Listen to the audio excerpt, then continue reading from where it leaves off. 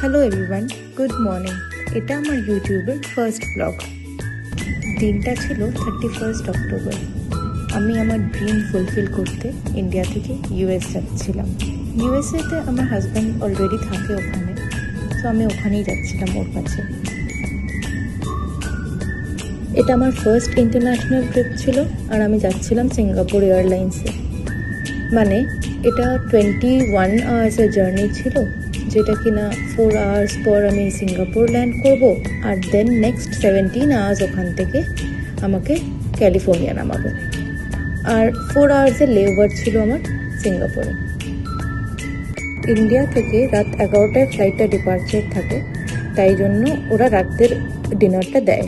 এটা Singapore airport থেকে আমাকে ট্রেনে করে টার্মিনাল চেঞ্জ করতে হয়েছিল। এয়ারপোর্টের মধ্যেই ট্রেন ছিল, আর এয়ারপোর্টটা খুবই বড় আর খুবই সুন্দর দেখতে, পুরো গ্রিনারি অল অ্যারাউন্ড।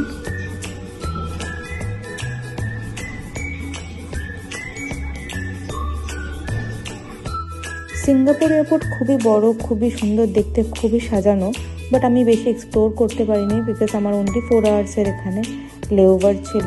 তো আমাকে একটা টার্মিনাল থেকে আরেকটা টার্মিনালে ট্রামে করে এসে দেন অনেকটা হেঁটে যেতে হয়েছিল। সো ফাইনালি আমি এখানে পৌঁছে গিয়ে আমার বোর্ডিং পাসটা কালেক্ট করেছিলাম, আর এই পেছনে যে ফ্লাইটটা রয়েছে এই ফ্লাইটটাতেই আমি এখন ইউএস যাব। আবার ফ্লাইটে উঠে কিছুক্ষণ পরেই আমাদেরকে লাঞ্চ সার্ভ করে দেওয়া হয়েছিল। বেসিক্যালি এদের ফুড খুবই টেস্টি। ফ্লাইটের টাইমটা কিছু করে কাটিয়ে দেন আমাকে ব্রেকফাস্ট সার্ভ করে দিল। দেন দেখলাম কিছুক্ষণ পর সান ফ্রান্সিসকো পৌঁছে গেছি 17 আওয়ার্স পর। আর ফাইনালি আমার হাজব্যান্ডের সাথে আমার দেখা হয়ে গেল অনেক দিন পর, মানে 1 ইয়ার নিয়ারলি অ্যাবাউট আমার দেখা হয়নি। ফ্লাইট থেকে নেমে খুব ভালো লাগছিল, তারপরে টিটুকে দেখে তো আরোই ভালো লাগছিল।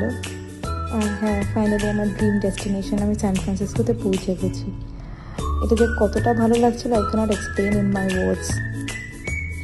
আমি আমার ব্লগে আমার বেসিক লাইফস্টাইল, আমি কোথায় ঘুরতে যাচ্ছি, এগুলো সব আপনাদের সাথে শেয়ার করব।